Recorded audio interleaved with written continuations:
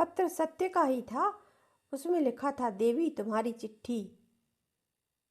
मुझे तुमने चिट्ठी लिखी, इसकी तो आशा नहीं थी। 2 वर्ष हुए तब से तुमने मुझे एक बार भी याद नहीं किया। दोस्तों, मैं हूँ शोभा शर्मा। मैं सुना रही हूँ आपको हृदय की परख उपन्यास का 10वां भाग। आचार्य चतुर्सेन की लिखी हुई यह कहानी जो मैं सुना रही हूँ, आइए शुरू करती हूँ। जो इस प्रकार बिना कहे चली जा सकती है, वह इतने दिन तक भूल भी सकती है, इसमें मुझे कोई भी आश्चर्य नहीं। 2 वर्ष हुए तब से तुमने मुझे एक बार भी याद नहीं किया, इसकी तो आशा नहीं थी। पर मैं तुम्हें कैसे भूल जाता रानी। भूल कर किसे याद करता। हम आस्तिक लोग परमेश्वर को याद करते हैं। मिलना तो उसका परोक्ष में होता है, उसे हम नहीं देख सकते, तो क्या हम उसे भूल जाएं। तुम्हारा पता तो मुझे बहुत पहले मालूम हो गया था, पर यही सोच कर नहीं आया कि जब तुम आप ही बुलाओगी तभी मैं आऊँगा। अब तुमने ना आने को लिखा है, अच्छा ना आऊँगा। अब तुमने आने को नहीं लिखा है तो नहीं आऊँगा। सरला, ना आऊँगा। जब तुम्हारी ही शिक्षा से मेरे हृदय ने ऐसा बल प्राप्त किया है, तब क्या मैं तुम्हारी ही इस छोटी सी आज्ञा को न मानूंगा। मैं ना आऊँगा, कभी ना आऊँगा। जब तुम लिखोगी तुरंत उत्तर दूंगा। अनुरक्त सत्य। यह छोटी सी चिट्ठी तो समाप्त हो गई, पर इसका पढ़ना समाप्त न हुआ। 1 बार, 2 बार, 3 बार, बार बार वह पढ़ी गई। जिसकी आंखों में अंधेरा छा गया, उसकी आंखों में पत्र पढ़कर अंधेरा छा गया। चिट्ठी हाथ से छूट गई। सरला चिल्ला कर बोल उठी, आओ, चले आओ, तुम्हें क्यों रोकती हूँ। हाय, मैंने क्या लिख दिया था। यह सोचते सोचते सरला बेचैन हो गई। फिर कुछ याद करके चौंक पड़ी। अरे, वह कब से बैठे हैं, यह क्या ऐसी गफलत। सरला अपना चित्त और वस्त्र संभालती हुई विद्याधर के कमरे में चली आई। सरला को देखकर विद्याधर चुपचाप उठ खड़े हुए। सरला ने देखा, उनके मुख पर पहले जैसी उत्सुकता और लालसा नहीं है। कुछ ठहर कर सरला ने कहा, आपकी तबीयत तो अच्छी है। मैंने समझा कि अब आप क्या आएंगे। विद्याधर ने तनिक हंसकर कहा, ठीक ही हूँ, पर देखता हूँ आपका चित्त भी बहुत उदास है। तिस पर भी आपके दर्शन दुर्लभ हो रहे हैं। मैं नहीं समझती कि मैंने आपका क्या अपराध किया है। फिर मेरा विश्वास है कि आप मेरा अपराध भी क्षमा कर देंगे, क्योंकि आप तो जानते ही हैं कि मैं जन्म की दुखिया, अनाथा और असहाय हूँ। यह कहते सरला की आंखें भर आईं और उसके 2 आंसू उसके पीले गालों पर से ढरक कर धरती पर आ गिरे। विद्याधर भी तनिक दुखी हुए, पर उन्होंने लज्जित होकर कहा, देवी, आपसे नाराजगी कैसी। यूँ ही इच्छा होने पर भी आपसे जल्दी जल्दी नहीं मिल सकता हूँ। यह क्यों, क्या फुर्सत नहीं मिलती आपको। फुर्सत, हाँ, यह भी बात है। और क्या। विद्याधर ने तनिक गंभीर होकर कहा, लोग उंगली उठाते हैं। कैसी उंगली, सरला ने पूछा। यही तरह तरह की बातें कहते हैं। कैसी बातें, कहिए ना, सरला ने फिर पूछा।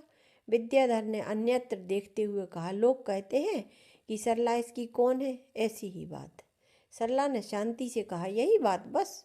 हाँ, ऐसी ही तो बातें हैं। अच्छा, तो इसका मैंने एक उपाय सोच लिया है। विद्याधर ने तनिक व्यग्र होकर पूछा, वह क्या। सरला ने युवक की आंखों में आंख गड़ाकर कहा, मैं तुमसे ब्याह करूंगी। सरला ने देखा, उसकी इस अनुपम बात ने युवक के हृदय का द्वार बिल्कुल नहीं खटखटाया। जैसे मिट्टी का ढेला पत्थर पर गिरकर बिखर जाता है, वैसे ही सरला की बात भी बिखर गई। सरला सोचने लगी, यह क्या। जिस बात को सुनकर इनका हृदय नाच उठना चाहिए, उसे सुनकर ये गुम क्यों हो गए। सरला ने फिर कहा, अब मैंने यही निश्चय कर लिया है, यह हमारे लिए अच्छा ही मार्ग है। विद्याधर ने कुछ धीमे स्वर से कहा, मेरी भी यही अभिलाषा है, पर देखता हूँ परमात्मा यह कार्य होने न देंगे। कई विघ्न सामने हैं। सरला का मुँह यह सुनकर सूख गया। उसने कहा, इसके क्या अर्थ। मैं तो कोई विघ्न नहीं देखती। मेरी अनिच्छा ही विघ्न थी, सो अनायास मिटी गई। विद्याधर ने अत्यंत मधुर स्वर बनाकर कहा, मैं क्या करूँ। प्रथम मेरे पिता ही विघ्न कर रहे हैं। उन्होंने लिखा है कि तुम चले आओ। ब्याह ठीक कर लिया है। सरला इस वाणी की चोट को सह न सकी। उसने मतवालों की तरह विद्याधर को एकटक देखकर कहा, ब्याह ठीक कर लिया गया है, पर तुम तो प्रथम कहते थे कि वे हमारे इस प्रस्ताव से सहमत होंगे। मुझे ऐसा ही विश्वास था, पर उन्होंने सब कुछ सुन लिया है। क्या सुन लिया है, सरला ने पूछा। यही जो आपकी जन्म संबंधी नई घटना प्रकाशित हुई है। सरला का मुख क्रोध, लज्जा और विवशता से एकदम विवर्ण हो गया। उसने कहा, प्रथम भी तो मैं अज्ञात कुलशीला थी। युवक से कुछ उत्तर न देते बना। उसने कुछ सिर पिटा कर कहा, मैं तो वैसी परवाह नहीं करता, पर पिता जाति वालों से डरते हैं। सरला का मुख तमतमा आया। उसने उत्तेजित होकर कहा, तो क्या तुम भी पिता से सहमत हो गए? युवक ने लाचारी का भाव दिखाकर कहा, पिता की आज्ञा का पालन करना मेरा कर्तव्य होना चाहिए। फिर भी मैं उन्हें समझाने की चेष्टा कर रहा हूँ। क्या समझाने की चेष्टा? यही कि चाहे जाति चली जाए, पर मैं सरला से ब्याह करूँगा। मेरे साथ ब्याह करने से जाति क्यों चली जाएगी? मेरे माता या पिता कुजाति के थे क्या, या मैं ही कुछ दूषित हूँ? यह कहकर सरला तीक्ष्ण दृष्टि से युवक की ओर देखने लगी। युवक ने कहा, नहीं, उनकी जाति में तो मैं दोष नहीं कहता, पर आपकी उत्पत्ति जिस संबंध से हुई उस संबंध को समाज घृणा की दृष्टि से देखता है। सरला को क्रुद्ध सर्पणी की तरह चपेट खाकर बोली, यह क्या? आप मेरे श्रद्धेय माता पिता की भी ऐसी आलोचना करने का साहस करते हैं? युवक ने तनिक नरमी और दृढ़ता से कहा, देवी, आपका अपमान करना मेरा अभीष्ट नहीं था। तुमने पूछा, जो बात थी वो कह दी। तो क्या अब भी आप भी समाज से इस विषय में सहमत हैं? युवक ने मेज पर पड़े हुए कागज को मोड़ते मोड़ते कहा, जो बात जैसी है वैसी माननी ही पड़ती है। तिस पर भी मैं आपका आदर तो बहुत करता हूँ। सरला कुछ काल तक ज्ञान शून्य की तरह चुपचाप बैठी रही, फिर बोली, तो आप मुझे स्वीकार नहीं करेंगे? प्रथम ही कह चुका हूँ कि पिताजी को राजी करूँगा, और यदि वह राजी न हुए तो भी मैं आजन्म आपको अपने ही आत्मीय की तरह समझता रहूँगा। सरला के रोम रोम में आग लग रही थी। उसी उत्तेजना में उसने कहा, तो आप पिता के इतने अधीन हैं? तो आप ही कहिए ना। युवक ने कहा, यह मेरा कर्तव्य नहीं बनता। मैं वह नहीं पूछती। मेरा कथन यह है कि जब आप इतने पराधीन थे तो आपने मुझसे वैसा प्रस्ताव ही क्यों किया था? आपने मुझे उस संबंध की बात ही क्यों सुझाई थी? युवक ने निर्लज्जता पूर्वक कहा, देवी, मैं उस भूल के लिए क्षमा मांगता हूँ। अब समय नहीं है। आज ही रात को मुझे जाना है। कहाँ? घर। घर? हाँ, ब्याह करने। देखता हूँ क्या प्रबंध किया गया है। एक बार पिताजी को समझाऊंगा। क्या समझाओगे? कह तो चुका हूँ कि वह तुम्हारे साथ ब्याह की अनुमति दे दें तो। पर तुम्हें तो अनुताप हो रहा है। अभी तो तुमने उस भूल के लिए क्षमा मांगी है। हाँ, पर आप मेरा भाव नहीं समझी। अस्तु, पर अब समय नहीं है। मैं आपको अपने विचार फिर लिखूंगा। सरला ने दर्प के साथ कहा, नहीं, आपको पत्र लिखना नहीं होगा, पर मेरी एक उचित प्रार्थना माननी होगी। क्या? जल्दी कहिए, समय नहीं है। आप अपना नाम बदल लें। इस बार सरला का मुख युवक से देखा नहीं जाता था। उस तेज को वह सहन न कर सका। कुछ काल तक मुग्ध की तरह खड़े रहकर उसने कहा, आप शांत हो और मुझे आज्ञा दें, मैं चला जाऊं। सरला ने सतेज स्वर से कहा, ठहरो। इतना कहकर सरला ने अपना बक्स खोलकर एक छोटा सा सुंदर चित्र निकाला। यह उसने महीनों परिश्रम करके बनाया था। उसके नीचे सुनहरे अक्षरों में लिखा हुआ था, श्रीयुत विद्याधर। सरला ने कलम लेकर उस पर लिखे हुए सुंदर नाम को काट डाला और युवक से कहा, यह लो, जार कन्या के पास, जिसे दासी बनाने में पुरुष की जाति जाती है। यह चित्र रहने योग्य नहीं है, और मेरे पूज्य गुरुदेव का नाम भी इस पर शोभा नहीं देता था। उसे मैंने काट कर नष्ट कर दिया है।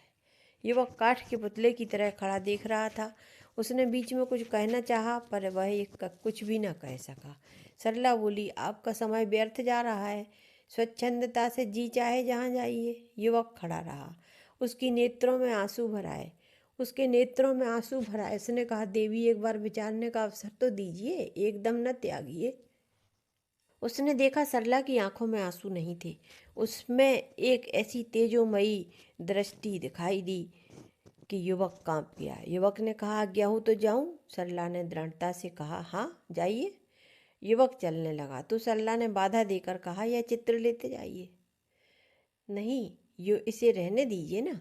युवक ने फिर कहा, कदापि नहीं। जार पुत्री के पास इसकी शोभा नहीं है, आवश्यकता भी नहीं है। युवक फिर ठहर गया। सरला ने वह चित्र उसके हाथ में दे दिया। युवक बोला, क्या आप इसे स्वीकार न करेंगी? नहीं। क्यों? किस लिए रखूं? यह तुम्हारा प्रेम भाजन नहीं है, बिल्कुल नहीं। इसमें तुम्हारी कुछ भी श्रद्धा नहीं है, नहीं। जो थी उसे अभी नष्ट कर चुकी। युवक ने कड़क कर कहा, बस अब अपमान सहा नहीं जाता, बहुत हुआ।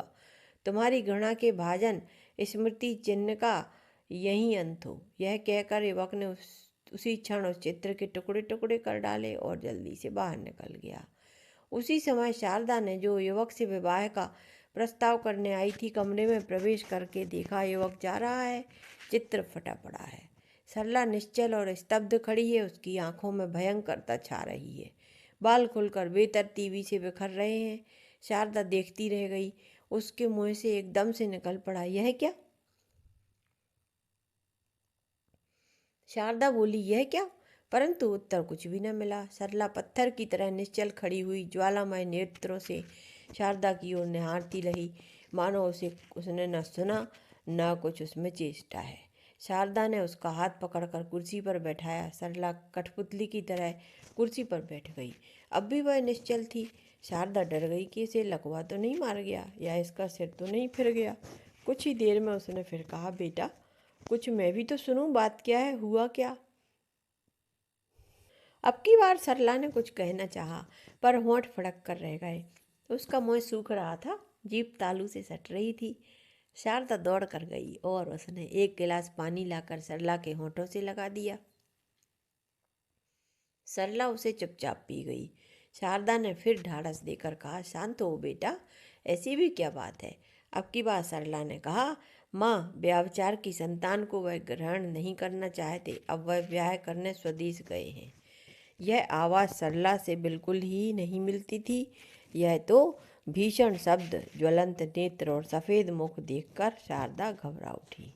ये भीषण शब्द और ज्वलंत नेत्र तथा सफ़ेद मुख देखकर शारदा घबरा उठी। उसने सोचा, इस समय यह अत्यंत उत्तेजित हो रही है, अतएव इसे सुला देना चाहिए।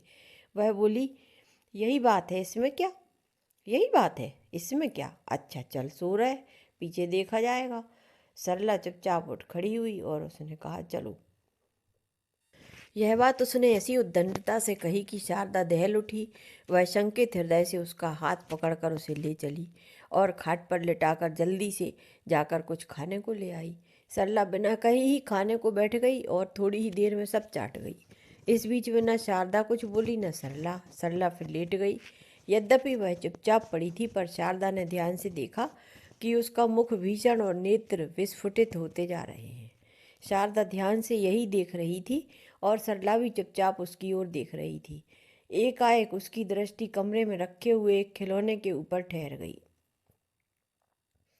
कुछ क्षण तो वह उसे देखकर अस्फुट स्वर से कुछ कहती रही, फिर एकाएक प्रचंड वेग से उस पर टूट पड़ी और उसे उठाकर उसने धरती पर पटक दिया। खिलौना चूर चूर हो गया। शारदा की प्रथम तो डर से चीख निकल गई, फिर उसने सरला को पकड़कर पलंग पर डाल दिया। सरला अब भी कुछ अस्फुट बक रही थी।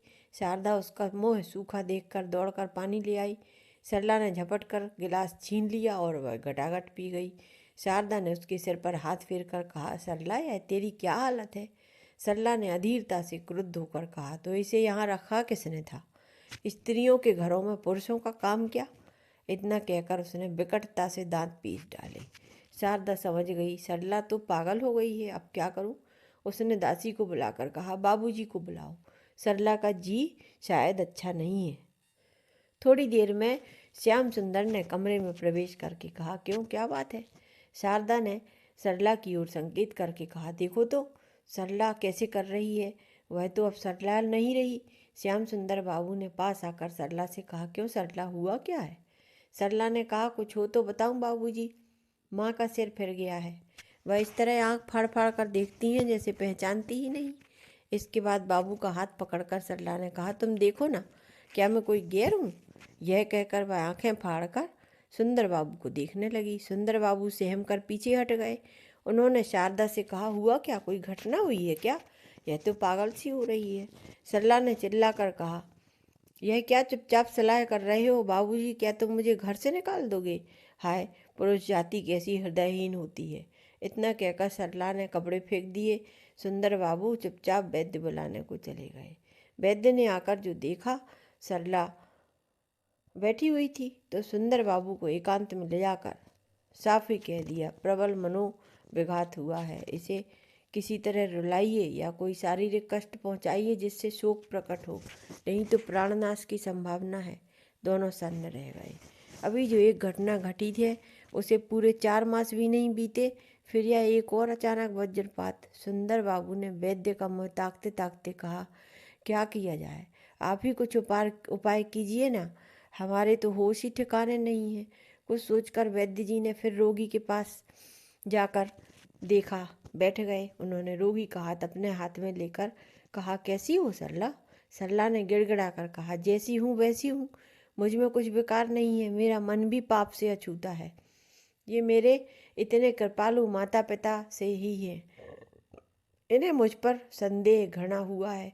ये मुझे घर से निकाल देंगे तो मैं कहाँ जाऊंगी? मेरा तो कोई और नहीं है। वैद्य जी समझे शायद यह रो उठे। उन्होंने कहा, तो क्या चाहती हो? अब की बार सरला ने भौहें मरोड़ कर कहा, तुमसे मैं कुछ नहीं चाहती। पुरुषों से किसी ने कुछ चाह कर कुछ पाया हुआ है अब आज तक? यह कहकर सरला एक सूखी अपमान की हंसी हंस उठी। कुछ ठहर कर उसने कहा, तुम लाख भुलावे दो, मैं साफ ही कहती हूँ, मैं यहाँ से न जाऊँगी। क्या यह घर मेरा नहीं है? मेरे बाप के घर से निकालने वाले तुम कौन? यह कह सरला ने फिर विकट दृष्टि से आंखें तरेर कर वैद्य की ओर देखा। उसका यह भाव देखकर शारदा रो उठी। हाय मेरी सरला को क्या हो गया है? वैद्य उठ खड़े हुए। उन्होंने कहा, रोग वृद्धि पर है, कुछ नींद आना चाहिए, दवा भेजता हूँ, नियम पूर्वक देना, फिर यथाशक्य शोक उभारना चाहिए। इस उम्र में यह रोग बहुत ही भयंकर हो जाता है। वैद्य के साथ दवा लेने स्वयं सुंदरलाल गए। शारदा रोकर सरला के ऊपर गिर पड़ी। सरला ने मधुरता से कहा, माँ तुम रोती क्यों हो?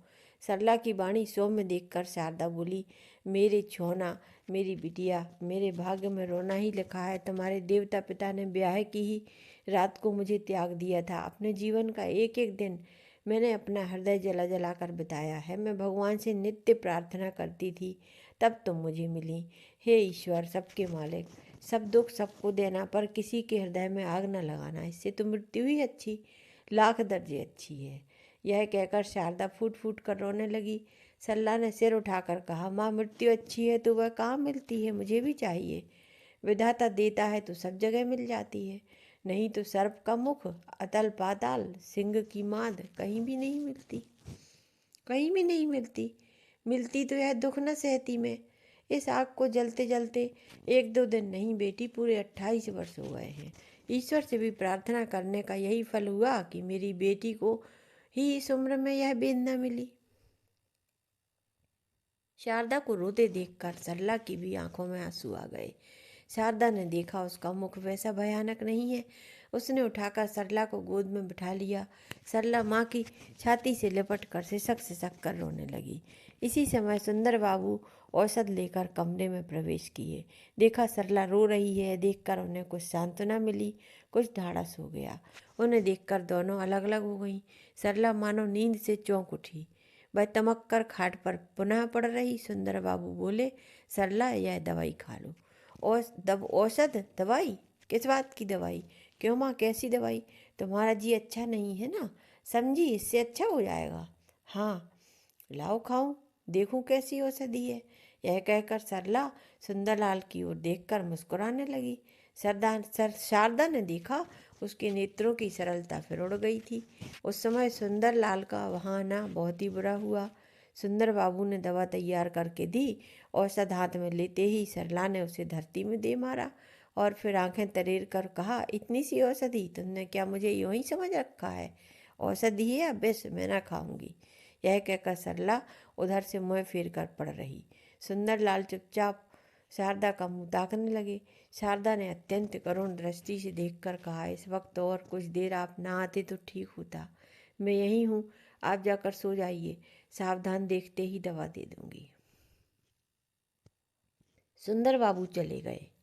शारदा चुपचाप सरला की चारपाई पर आ बैठी। देखा सरला सो रही है। उसने विचारा, चलो अच्छा ही हुआ, सोने से कुछ शांति मिलेगी। पर सरला ने देखा सोती हुई भी सरला शांत नहीं है। कभी वह मुस्कुराती है तो कभी उसका मुख भीषण हो उठता है। सरला को वह सारी रात जागते ही भी थी। कई दिन हो गए। सरला के आराम होने के कोई लक्षण न दिखाई पड़े। प्रत्युत उसका उन्माद बढ़ता ही चला गया। अब वह घर से भागने की चेष्टा करने लगी। हाय हाय, सरला हमारी पागल हो गई है। मित्रों, यह कहानी थी हृदय की परख। इसका 11वां भाग जल्दी ही आपको मिलेगा। तब तक के लिए विदा।